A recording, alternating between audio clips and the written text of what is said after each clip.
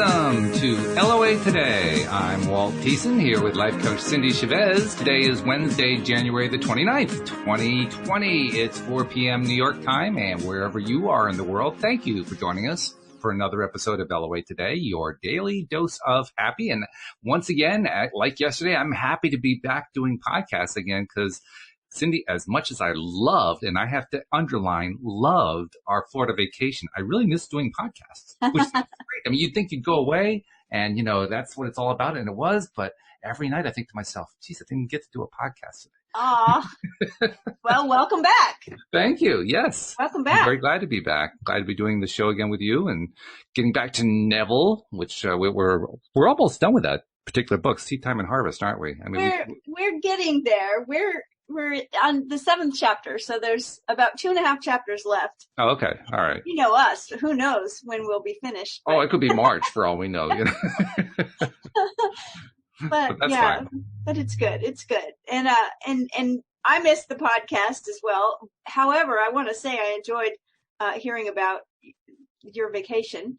Oh, And, it was. I was going to say I was a tad bit jealous of the Harry Potter trip because that's on my wish list. I really want to go.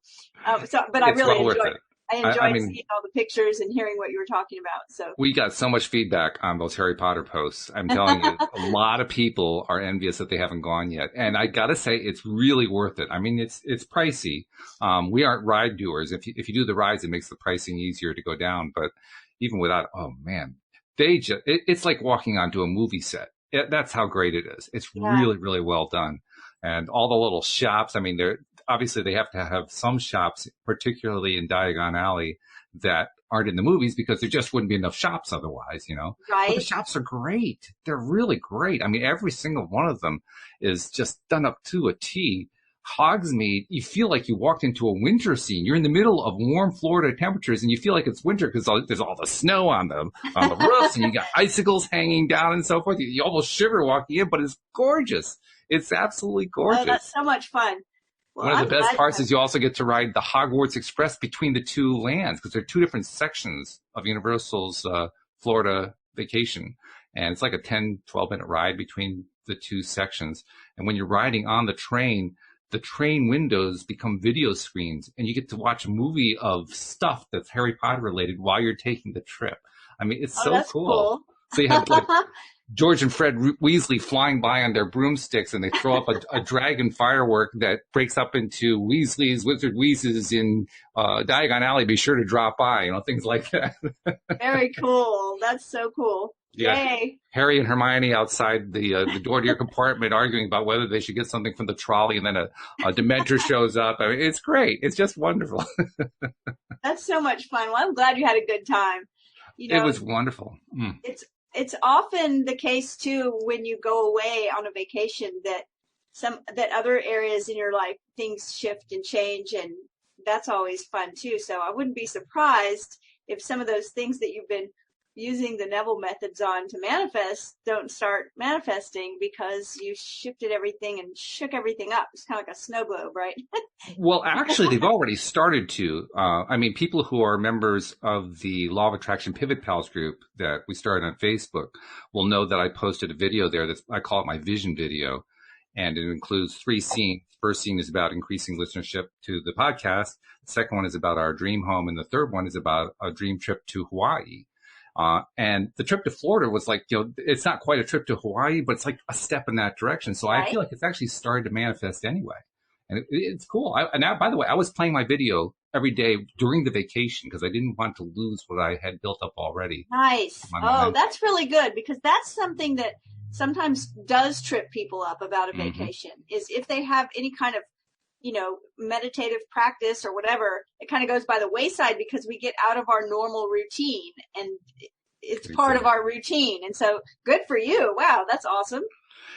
Well, I'll tell you, it also is easier to do the routine when you're smiling every single day. I mean, literally from the moment we got to the Universal Studios to do the Harry Potter to the end of Harry Potter, which for us was about a 2.5 hour period, I literally smiled the entire time. My face was hurting. I was smiling. I love it. I love it. Not to mention our other visits, because we went to Disney Springs with my brother and sister-in-law and had a nice meal at they call it the Rainforest Cafe, where while you're being served dinner, you're surrounded by all these rainforest themes, and they actually have a rainforest thunderstorm in the middle of it. Yeah. There was this family from France. A little girl was terrified by the thunderstorm. Oh, no. They were great kids. But yeah, I mean, there was that. We went to a chocolate museum. Believe it or not, Orlando has a chocolate museum. I saw the pictures. I was like, wow, they were like replicas of famous buildings. Yeah. They were all made of chocolate. And really well done. Cool, I mean, I don't know if the photos did them justice, but I mean, you looked at them on display and they just blew your mind with the amount of detail that the chocolate maker went into. And it's one person. How big were they?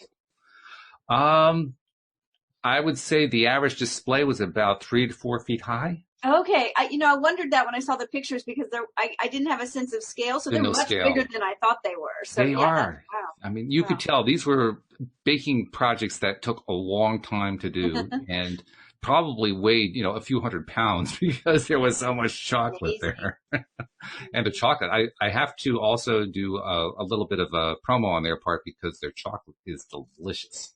Really well done chocolate. We had hot chocolate before we took the tour into their museum section, because it's a restaurant. Well, it's a cafe. It's a cafe that has a little museum and tour in the back, and they give you a whole history on the history of chocolate. But we had some hot chocolate beforehand. I had a dark chocolate, hot chocolate, and it was smooth.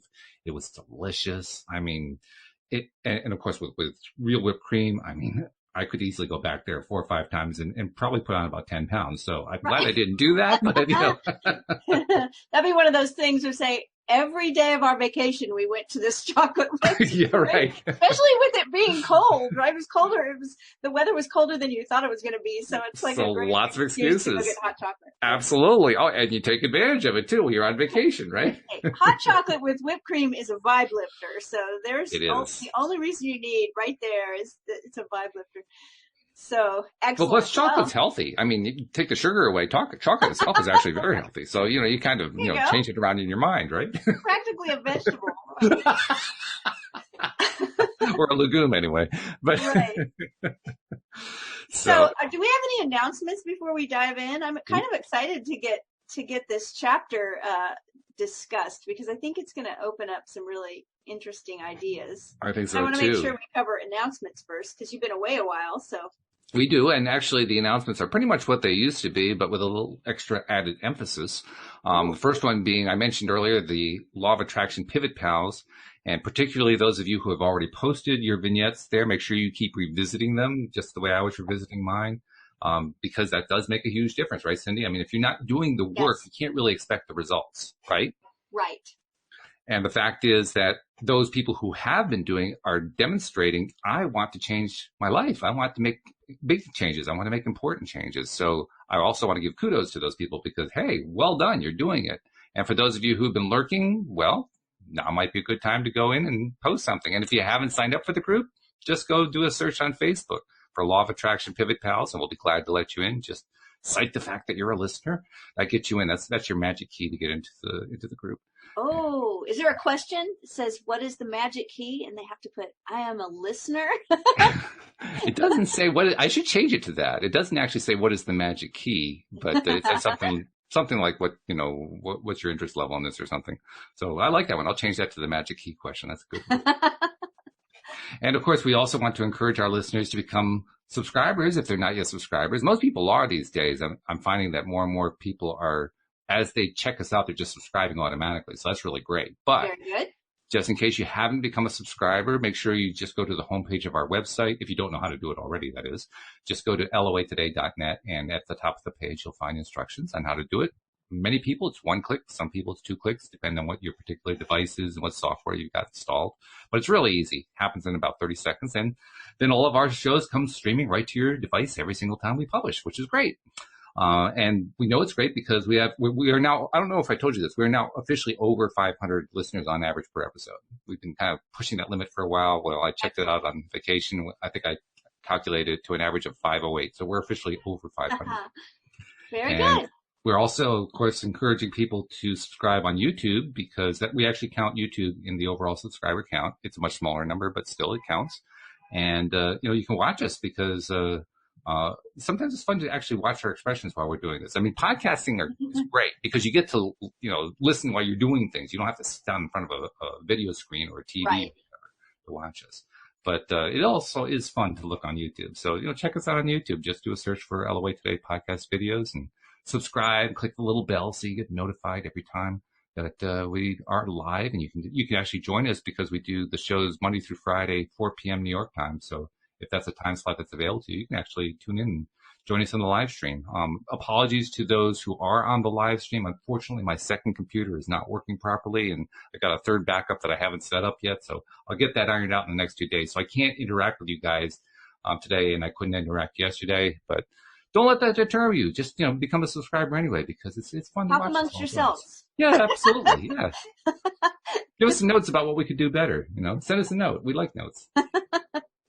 Because So those are sometimes the I notice in the comment threads from different live things that we've done, they're having a great discussion that I no usually know kidding. nothing about because I don't have that other monitor. And then so sometimes you'll fill me in later. Oh, there was this conversation going on. I was like, awesome. Yep. So, if that's happening, perfect.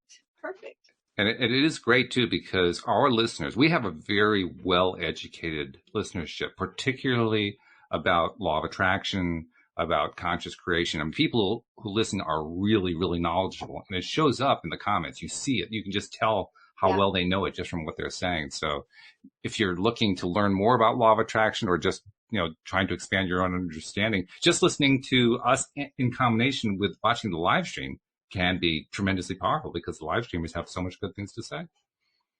So true. So true. Well, Happy Neville Day. It's Happy Neville Day. Yeah. Instead of Happy Hump Day, right? Wednesday, Happy Neville Day. I like that so much better. So we left off last time. It wasn't last week because No, it wasn't. Walt was zooming around in Harry Potter world. So we left off sort of in the middle of a chapter, and I don't want to go back too far and like backtrack, but Neville was explaining constructing a representation that was of what you want, what you would be seeing and hearing and doing and being if you were having what you wanted. And it's very much what we're talking about in the Law of Attraction Pivot Pals. That's what's going on over there is Exactly. People are constructing a little vision of what they want. And so I'm going to start at the point, it may be a paragraph or so repeating, but where Neville says how this imagined state is realized physically is not the concern of you, the natural or outer man. And again, we're reading Neville Goddard's Seedtime and Harvest, and we're in chapter 7. But that idea always strikes me because I think that's one of the ones that trips us up so much is that we concern ourselves with how it's going to happen, whatever it is. Including when we decide we're not going to decide how it happens, and yet we find ourselves doing it anyway. Right. You know what I mean? I'm determined I'm not going to worry about how, and then I spend 10 minutes on it. But it makes sense because that's mostly how we do create in the physical realm, right? It's like if I want to make a meal, I immediately begin thinking of how that's going to come about. First, I'm going to make a list and find a recipe and go do the shopping and get the ingredients, and then I'm going to get out the utensils I need, whatever, right? So I think we do it sort of on autopilot, but when we're consciously creating something in this way, we don't have to concern ourselves with the how, which is wonderful news because when we do, we often get all tangled up in the hows. It seems impossible, and so we just quit. And so I love that he mentions this again. He says, the spiritual body on its return from the imagined state to its former physical state created an invisible bridge of incident to link the two states. So the two states he's talking about are one, when you're in that imaginal place and you're imagining whatever it is, that's the one state. The second state is just your normal everyday state when you come back. He says you actually create a bridge between those two states. And I like that, by the way. I mean, I hate to interrupt because you just got started on reading his stuff, but I want to contrast that with what others say. I'm going to pick one person who I really like a lot who says it a little bit differently, Dr. Joe Dispenza. When he's talking about this, he's talking about the difference between the true you and the fake you being not a fake you, but the body you, the collection of experiences that keep replaying the tapes and so forth, versus the true inner you. That those are the two that he differentiates between. And he talks about how it takes a lot of attention to the inner you to kind of overwrite the outer you, the physical you. Whereas this is talking about building a bridge. So there's nothing wrong with Dr. Dispenza's approach. Right, right. It's a metaphorical approach that suits what he teaches beautifully. But I like Neville's approach. It's a nice way of looking at it. I think they can both be true. You know, Joe Dispenza, I saw a little clip of him somewhere recently that when I say little, I mean, it really was. It was like 1 minute. Yeah. And I sent it to a client because we had a discussion that was similar. And what he was saying in that clip, which is relevant here, is he talked about our personality, and he defined personality as what you think, what you feel, and what you do. Right. Right? And I was like, I thought that was really awesome because it was so succinct and specific. Mm-hmm. And when I've never defined personality before, right? I mean, so I was like, oh, well, that's pretty easy. It's what I think, what I feel, and what I do. That makes up my personality. He says your personality creates your personal reality. Right. And in order to change your personal reality, you have to change what you think, what you feel, and what you do. And I think that's what you're doing here. How do you change it? Well, it's changed for that moment that you're envisioning something different, right? I mean, Absolutely. That's what Neville is talking about when you go to that place where Neville uses the word immobilize your body, which cracks me up, but that's kind of what we do. If you ever went into a yoga class at the end, when everyone's or restorative yoga, or when everyone's in that savasana pose, right? Corpse pose, they're just laying there with their palms up, just immobilized. Yeah. That's what we do when we meditate. Meditation, When we're there and we're envisioning the vignette, and Neville is telling us, make sure you're feeling it. You're seeing it. You're touching it. You're hearing it. You're really letting aren't we at that point changing our personality? Yeah, absolutely.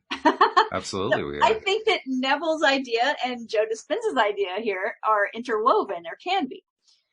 So he says, although the curious feeling that you were actually there and that the state was real is gone as soon as you open your eyes upon the old familiar environment, nevertheless, you are haunted with the sense of a double identity, with the knowledge that there is a natural body and a spiritual body. When you, the natural man, have had this experience, you will go automatically across the bridge of events which leads to the physical realization of your invisibly prepared place. This concept that man is dual and that the inner man of imagination can dwell in future states and return to the present moment with a bridge of events to link the two, clashes violently with the widely accepted view about the human personality and the cause and nature of phenomena. Such a concept demands a revolution in current ideas about the human personality. This is funny because I had no idea that Neville was going to talk about personality, and we were just talking about Joe Dispenza's idea. Yep. He says, and about space, time, and matter, the concept that man, consciously or unconsciously, determines the conditions of life by imagining himself into these mental states leads to the conclusion that this supposedly solid world is a construction of mind, a concept which at first common sense rejects. However, we should remember that most of the concepts which common sense at first rejected, man was afterward forced to accept.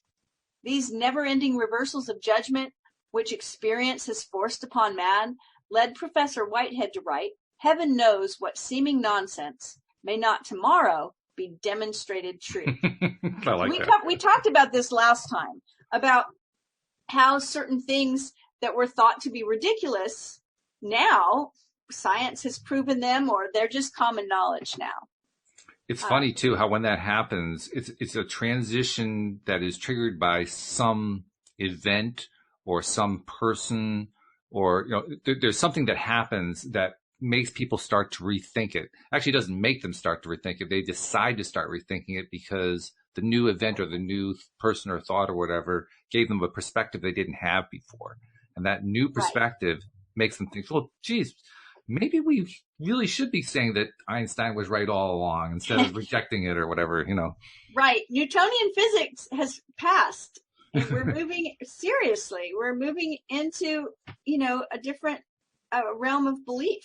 Well, it's an interesting thing about that.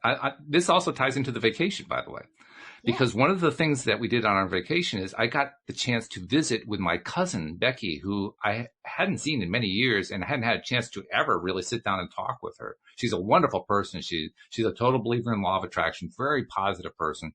And so it was really great to talk to her. But I also got a chance to talk to her husband, Ray. Now, they're both retired. Ray he had a PhD in chemistry and had a whole career in chemistry and crystals. And he was telling me all about his crystals explorations from a chemistry and physics point of view. But we were also talking about the sciences, and I gave him some clues that I was interested in LOA, and he was giving me the usual scientific pushback and so forth. But nevertheless, he gave me some really interesting concepts to play with.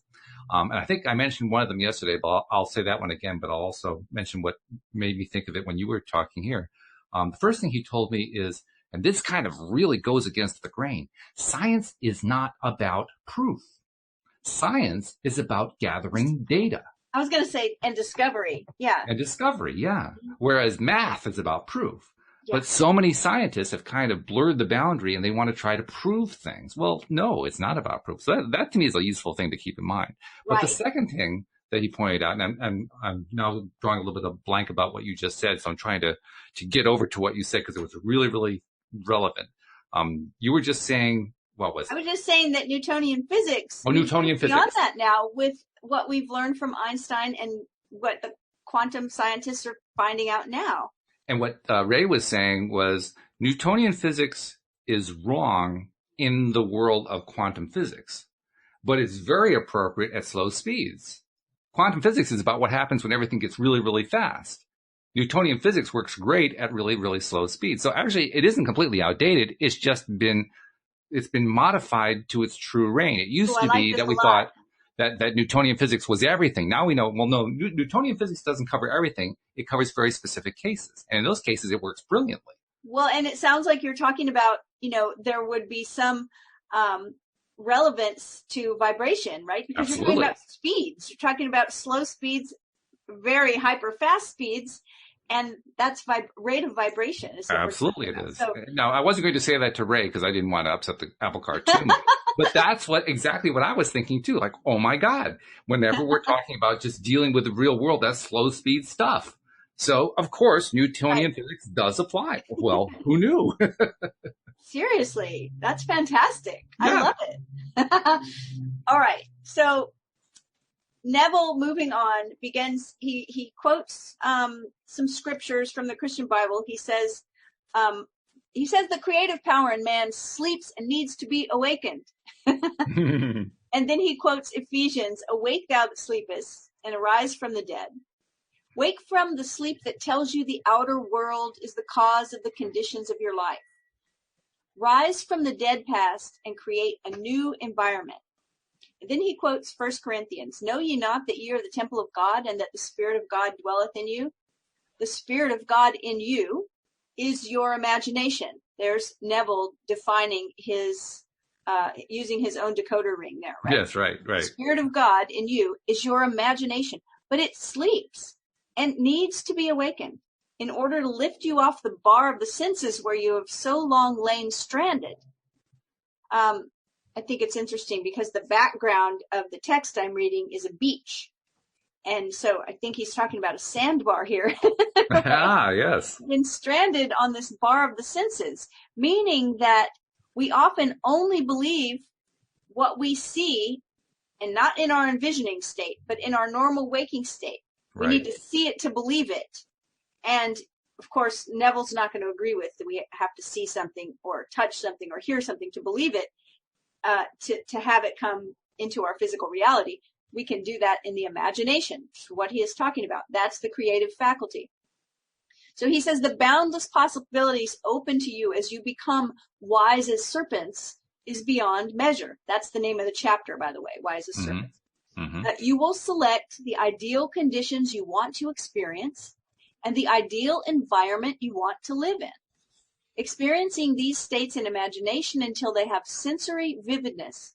You will externalize them as surely as the serpent now externalizes its skin. After you have outgrown them, then you will cast them off as easily as the snake throws her enameled skin. The more abundant life, the whole purpose of creation, cannot be saved through death and resurrection. God desired form, so he became man. Now, this is very Christian thinking here. Absolutely. But knowing Neville, remember, Neville's talking about God being imagination. Consciousness. Right? So if our imagination desired form, it would become something that had form. So he says it's not enough for us to recognize his spirit at work in creation. We must see his work in form and say that it is good, even though we outgrow the form forever and ever. And I don't know how that hits you, but for me, when I hear it, it's really useful to me because I have a tendency to take a long time to make certain decisions because I have to remind myself that every decision is just a choice. It's not a forever decision. If I manifest something I decide I don't want, I can give it back.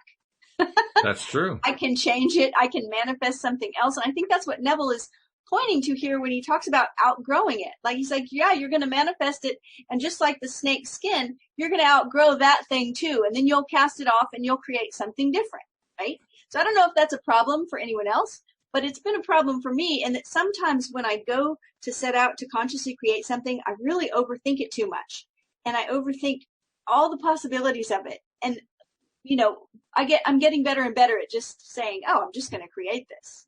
It's actually if I don't like it, I'll change it. Yeah, right. Exactly. It's a very relevant point and one that we easily overlook. The idea that these things, these big goals, these big things I'm trying to attract into my life, they don't have to be the last things I attract. In fact, I don't have to be limiting myself exclusively to attracting that.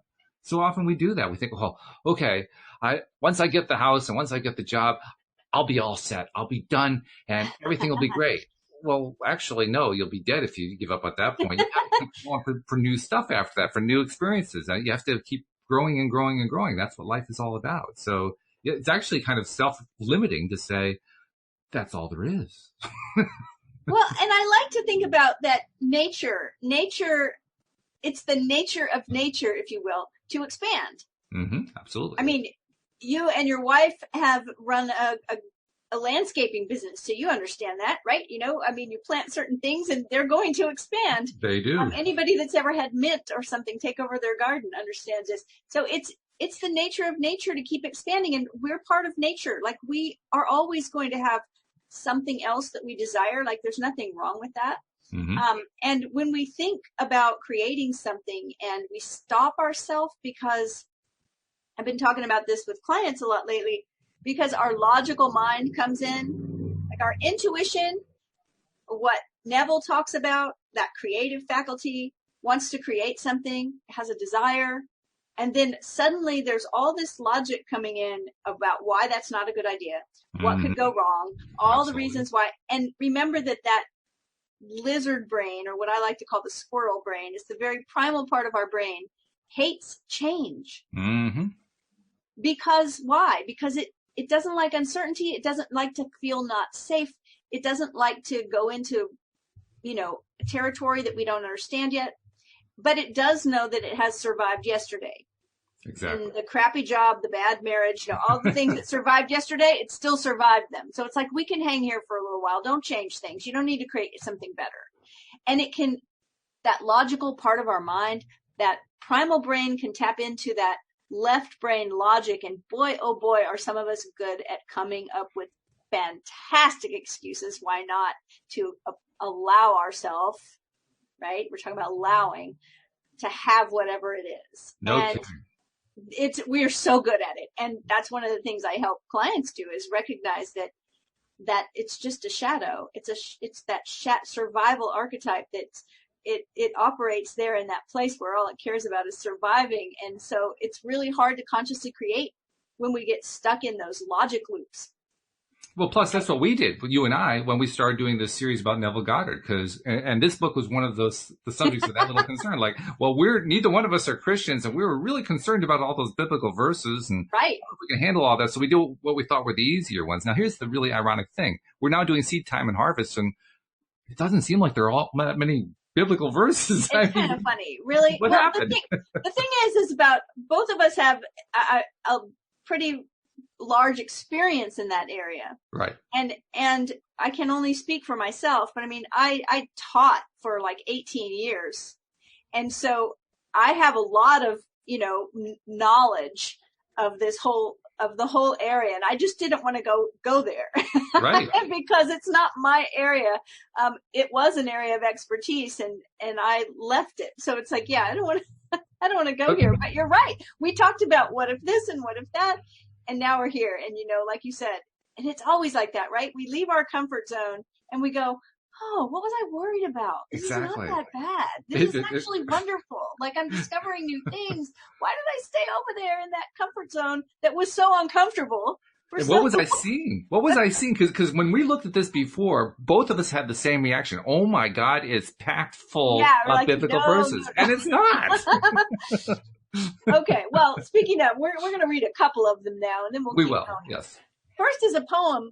I don't know where it's from. He doesn't give attribution. He leads through widening chambers of delight to where throbs rapture near an end that eye recedes, because his touch is infinite and lends a yonder to all ends. I'm not sure where the attribution is.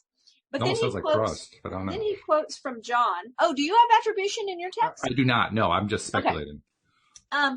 Then he quotes from John out of the Christian Bible. He says, and if I be lifted up from the earth, I will draw all men unto me.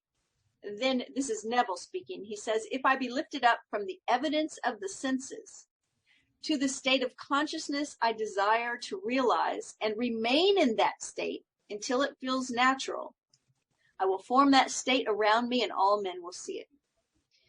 But how to persuade man this is true? That imaginative life is the only living, that assuming the feeling of the wish fulfilled is the way to the more abundant life and not the compensation of the escapist, that is the problem.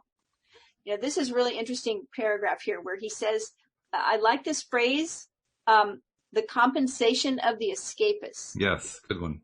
I had an experience one time where when I was first teaching this stuff, it was about, I don't know, a dozen years ago. And I was talking about the idea of, I wasn't using terms like vignette, but I was talking about when you go into a meditative state and you're envisioning what you want to create, allow yourself to feel the pleasure of it. Allow yourself to really get into how wonderful that thing is and do it for that reason alone. Just get aligned for alignment's sake. Just do it because it's enjoyable. And the person I was talking to, who was wanting to create more abundance, more money, a richer lifestyle, more, ease, said, I don't want to do that. I don't want to enjoy it just because it's enjoyable to think about it. I want the real thing. I want the manifestation. And I said, I kept trying to explain, but see, you're so attached to an outcome. Like if you'll just allow yourself to enjoy envisioning this just because it's enjoyable. No. And this is why, this right here, because they could not be convinced that this was actually going to create something and that it wasn't just the compensation of the escapist, right? They were saying, no, I don't want to just be happy thinking about it. I want to be happy because I have it. Yeah. I think that's what Neville's getting at here. How to persuade man that imaginative life is the only living. And that assuming the feeling of the wish fulfilled is the way. Yeah. And I realized that they did not want to enjoy this. They did not want to let this They didn't want to allow this to feel good because they were worried that if they were satisfied with feeling good in this envisioning, that the thing would never happen, because it was like they would be saying, well, this is enough. This is good. Yes. So they prevented themselves from being willing to even undertake the process. Which is ironic, because the fact is, it is a form of manifestation. I mean, if you are starting off with, okay, I'm just going to go for a feeling, so I'm going to focus on a better feeling, and you get more better feeling thoughts, you just manifested. It's just that they weren't physical things. Right. You know? So if the first part is, I'm so distressed because I don't have enough money, and this is really hard, and it is hard when you don't have enough money. And so if the thought is, this feels terrible, I'm worried all the time, I don't know how I'm going to make ends meet, I hate this, and the envisioning, if only for 10 minutes, it's like I was completely free of worrying, I was free of, of all of those catastrophic thinking, but I don't want to do that because that's only 10 minutes and that's not the real thing. It's funny how our different perspectives affect us in a big, big way, because my perspective very early on was I really didn't have a whole lot of confidence in my ability to attract anything, So I figured, well, attracting a better feeling, I can handle that one. So I'll do that one.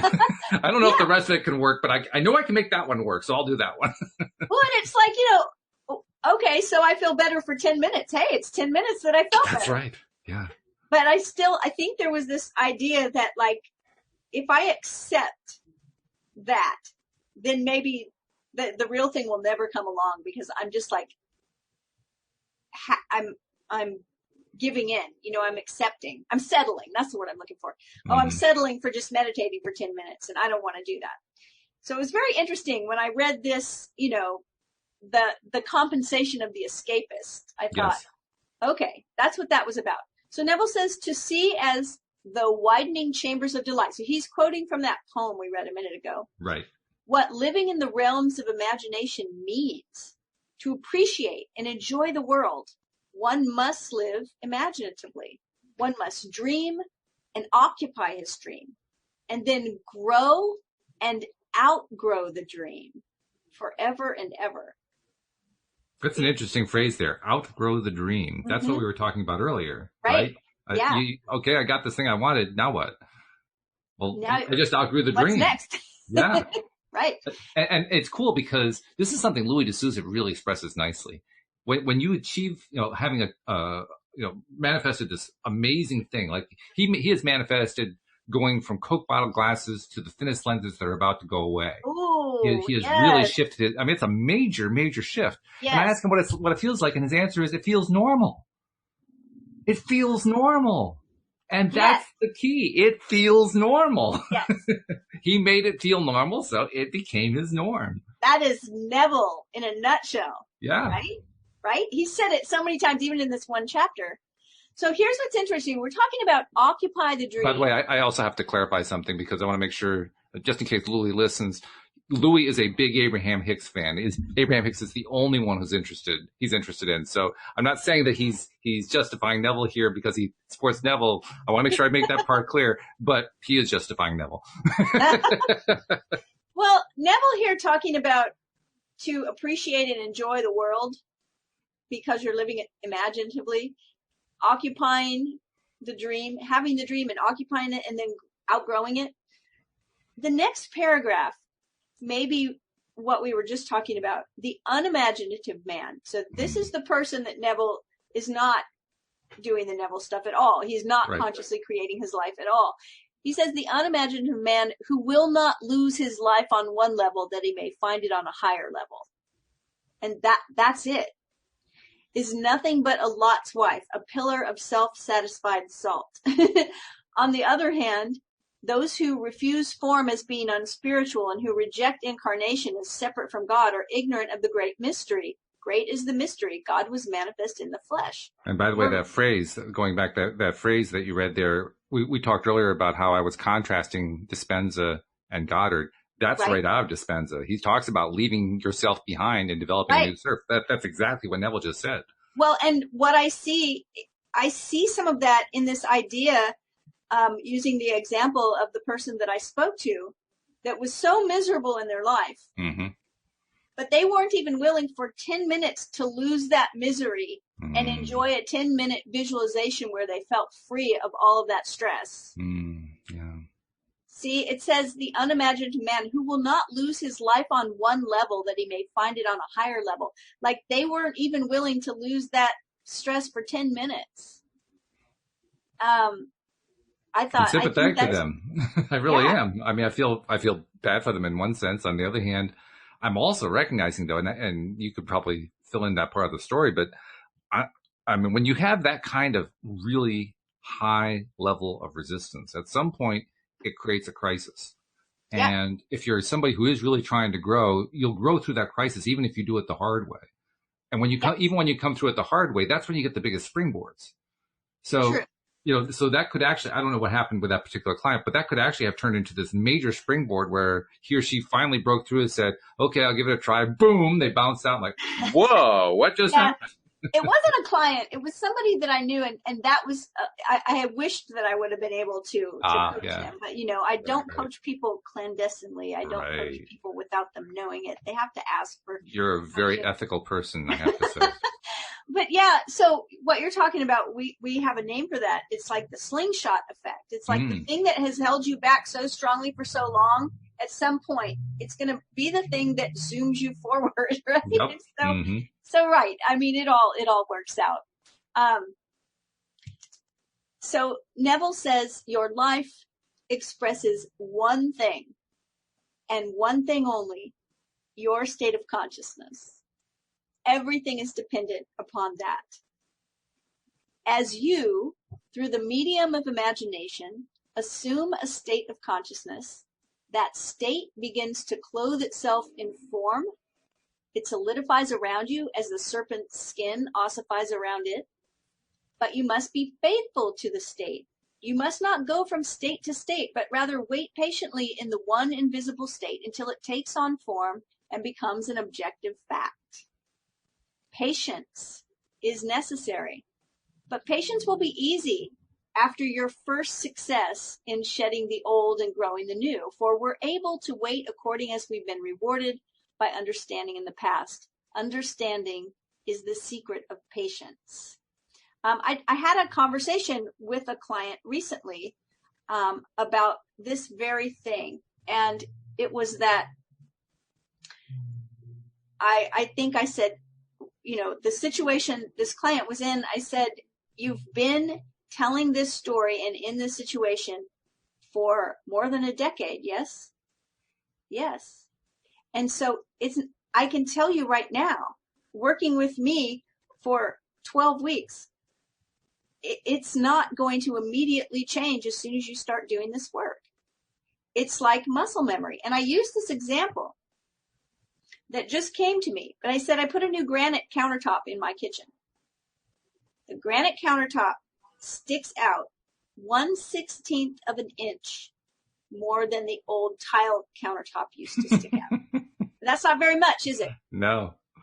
But for the first 6 months I had it, every time I unloaded the dishwasher, I hit a glass on the edge of it. Oh, man. And it was blowing my mind that it was 1/16 of an inch and that my muscle memory, like how many times have I unloaded dishes where I just missed the tile countertop by a millimeter and didn't know it. Right. And didn't know it. And now that it was sticking out, I was just hitting it all the time until one day I started moving my hand a little bit differently. Consciously, right? Recognizing I have to take this out a little bit differently. And until that became the muscle memory. And now I never hit it. And so it's like that with these kind of things. When we're changing who we are, when we're changing our story, we don't usually just change our story and 6 weeks later our entire life is changed when we've had that story going on for a decade or 20 years or 30 years. It's funny that you tell that story because it reminds me of a dishwasher experience that I had and still experience. Because in our home, the dishwasher door where it opens is, in a sense, it's between me and where we store our plasticware for putting stuff in the refrigerator. Right. And that's not the way it was in our previous home. So when we first got here, I had a tendency, if the dishwasher door was down, to bang my shin against the dishwasher door that when it was down, trying to get over to the plastics. And you don't do that too many times before you really want to make a change. So now I've actually learned how to swing my leg out for my first step. Subconsciously, I don't even think about it anymore, just so that I miss that. That's exactly what you're talking about. Yeah. I'm talking about that our brain, the neural connections in our brain that have to do with how we think and how we feel and how we act, that we get grooves, we get connections that are wired together. And it's like that muscle memory that had me hitting the counter every time. Right. It takes some time. And this is what Neville's talking about here. Wait patiently. Know that it's going to happen. We have to have patience. Neville says, what natural joy and spontaneous delight lie in seeing the world not with, but as, Blake says, through the eye. Imagine that you are seeing what you want to see and remain faithful to your vision. Your imagination will make for itself a corresponding form in which to live.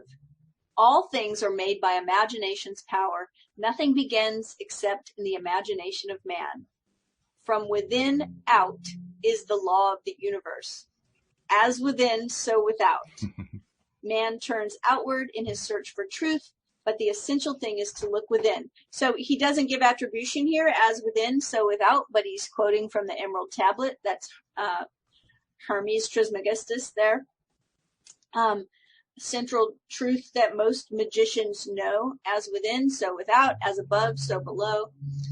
Then he quotes Browning from Paracelsus. Truth is within ourselves. It takes no rise from outward things, whate'er you may believe. There is an inmost center in us all, where truth abides in fullness, and to know rather consists in opening out a way whence the imprisoned splendor may escape, than in effecting entry for a light supposed to be without. He says, I think you'll be interested in an instance of how a young woman shed the skin of resentment and put on a far different kind of skin. The parents of this woman had separated when she was 6 years old, and she had lived with her mother. She rarely saw her father, but once a year he sent her a $5 check for Christmas. Now we have to remind our listeners that this was written decades ago. When $5 was actually worth something. Right. Following her marriage, he did increase the Christmas gift to $10. After one of my lectures, she was dwelling on my statement that man's suspicion of another is only a measure of his own deceitfulness, and she recognized that she had been harboring resentment towards her father for years. That night, she resolved to let go her resentment and put a fond reaction in its place. She did it over and over until she caught the spirit of her imaginary act, and then she fell asleep in a very contented mood. The following day, she happened to pass through the fur department of one of our large stores in California. For some time, she had been toying with the idea of having a new fur scarf, but she felt she could not afford it. This time, her eye was caught by a stone marten scarf, and she picked it up and tried it on. After feeling it and seeing herself in it, reluctantly, she took off the scarf and returned it to the salesman, telling herself that she really could not afford it. As she was leaving the department, she stopped and thought, Neville tells we can have whatever we desire if we will only capture the feeling of already having it. In her imagination, she put the scarf back on, felt the reality of it, and went about her shopping, all the while enjoying the imagined wearing of it. This young woman never associated these two imaginary acts. In fact, she had almost forgotten what she had done until a few weeks later, on Mother's Day, the doorbell rang unexpectedly. There was her father. As she embraced him, she remembered her first imaginary action. And as she opened the package he had brought her, the first gift in these many years, she remembered the second imaginary action, for the box contained a beautiful stone marten scarf. Wow. And then he quotes Psalms, ye are gods, and all of you are children of the Most High. And Matthew, be ye therefore wise as serpents and harmless as doves. I love Neville's stories. I think we all do, particularly because they're so good at bringing the person not kind of what they wanted, not close to what they wanted, but exactly what they wanted. Right? And it always is surrounding a situation where the person decided to change their behavior, to change their perspective. They decided to say, maybe this Neville character really does know what he's talking about. So I'm going to try this thing, even though deep down I have this feeling it really is a bunch of baloney and it's not going to work. But I'm going to try it anyway, and I'll do it really well and as thoroughly as I know how to do. And then they get what they're looking for. Well, because I've talked about it a lot on our podcast, but one of the methods, I guess you would say, that Neville has presented that I love so much is the one that has to do with recreating a memory, especially when it involves another person, with recreating a conversation. It's like revising history a little bit there, which I'm not always in favor of when it happens in the real world, but when it's an emotional charge with something that we have, so often it has to do with, some interaction we've had with another person, like this woman who said she'd been carrying around this resentment towards her father for years and years and finally decided to just let it go and imagined having different feelings towards him. And one of the things I practice this with myself on occasion, and I instruct students and clients to do it. And that is when you have an emotional charge from some conversation you've had or some interaction to me, I say that the goal isn't having some outcome like this. The goal is just doing it. If you've done the work, then you've met the goal. So the goal is that you reimagine that conversation differently, as if you had said, we've all walked away from a conversation. We're upset at what the other person said. And we may be upset at what we said. It's like, I wish I would have said something differently. And so go back and imagine it the ideal way, the way you wish it would have happened. Hear the other person saying what your heart would have loved to hear them say. Hear yourself saying something kind, something you would have wished you could have said. Imagine the conversation in a more beautiful way. For the sole sake of feeling better, letting go of that emotional charge, not feeling so angry or frustrated or resentful. And then the magic happens. Yeah, that's true. And right? It's funny as you're describing that, I'm reminded of, there's at least 2 books, I think, where Neville talks about what he calls the pruning shears of revision. Yes, and you just described that beautifully. Right. Although I have a question for you.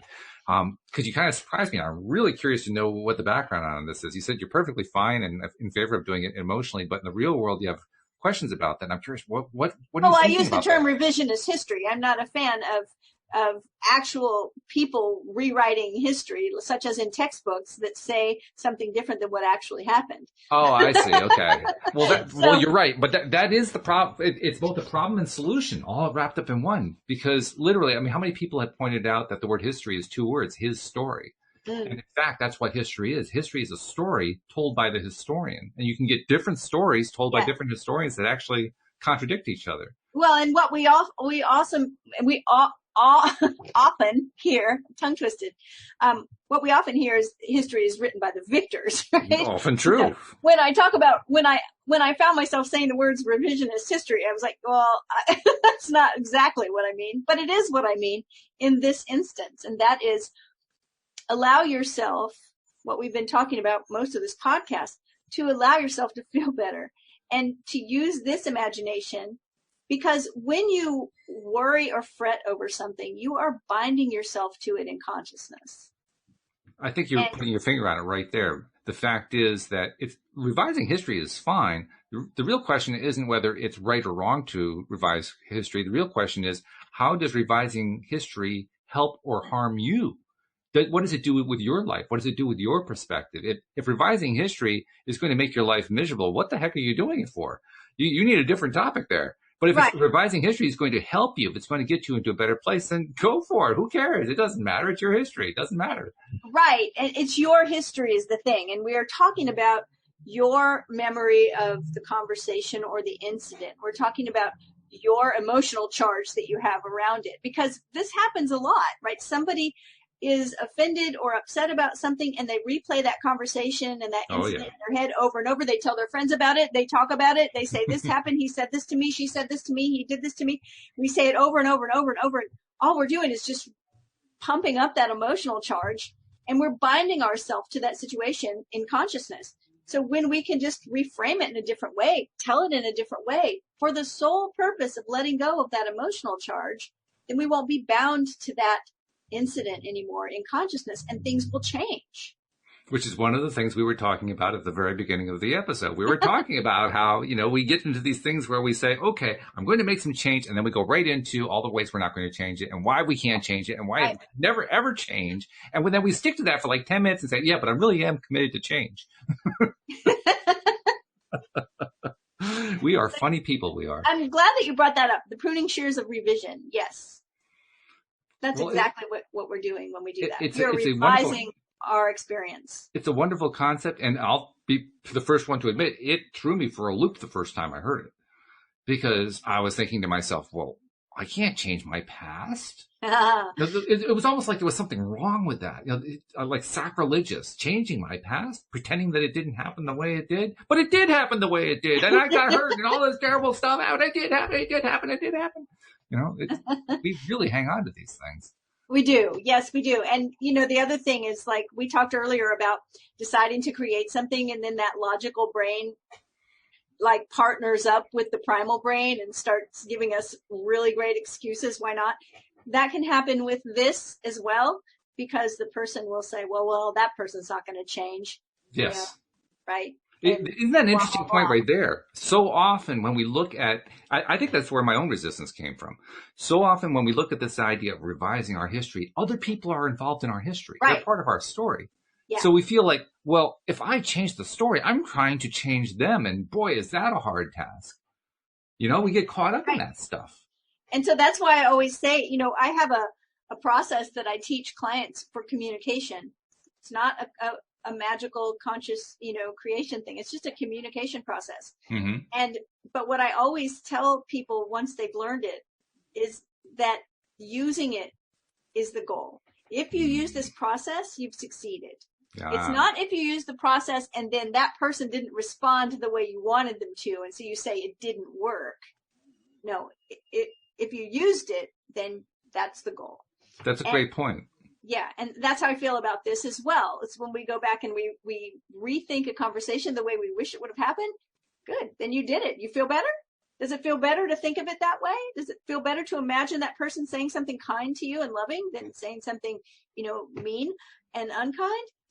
Then it worked. Then it did it. You did it. You did the process. And then the icing on the cake, or what we call here in Louisiana, lagniappe, means a little extra.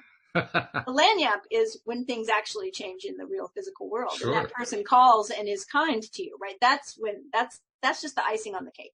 Mm-hmm. It's not why we do it. We do it because it feels better.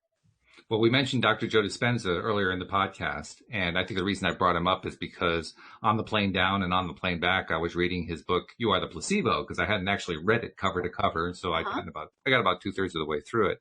And in that book, he describes, in fact, he's also described this in videos that I've seen on YouTube. He describes how, somebody who does the meditative process that he advocates in his workshops and classes and in his books and so forth, and does it from a place of they have cancer or eczema or some dread disease or some condition that's been bothering him for years, and then all of a sudden they're healed of it, which blows his mind. He can't believe it. I mean, he's standing there doing this thing, and people stand up and say, I just cured my cancer. Like, really? Wow.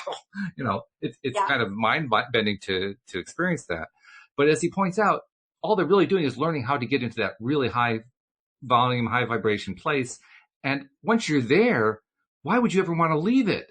So, you're presented with the opportunity of going back and reliving that old history. Why would I want to do that? Then I'll fall back down out of this thing that I'm in right now that I really, really like. Exactly. So I think that's where a lot of the perspective really comes into it. If you recognize that pruning shears of revision is really about getting yourself into that high flying place and not leaving it, well, it's an entirely different kettle of fish at that point. That's it. Yeah. Yeah. Radical responsibility for your own personality. Exactly. How you think, how you feel, and how you act. That's it. Speaking of radical responsibility, I want to radically be responsible for reminding people how to reach out to Cindy Chavez, the life coach, and please tell people how to do that. They can reach me at cindychavez.com, CINDIECHAVEZ.com. There's a contact form there. I would love for you to give me a shout and say hello. And we love it when you do that because, especially if you have something nice to say, we bring it up on the show. So yeah, hint, a little bit of a incentive there. You know? Cindy, thank you so much. So good to be doing Neville again after a 3-week delay. So good to be back. Good stuff, and we got a couple chapters left, so more stuff to look forward to. We may even get it done in February. Who knows? We might do it. So, meantime, thank you very much for all of your insights and expertise. We really appreciate that. Thank you, live streamers. Sorry we couldn't interact with you. I promise I'm going to get that fixed so that I can actually see while we're doing the podcast what you guys are saying. But in the meantime, we really appreciate you. And we especially appreciate all of our more than 500 per episode listeners that we're getting every single time. We really appreciate every one of you as well. We'll see you all next time here on LOA Today. Goodbye, everyone. Bye, everyone.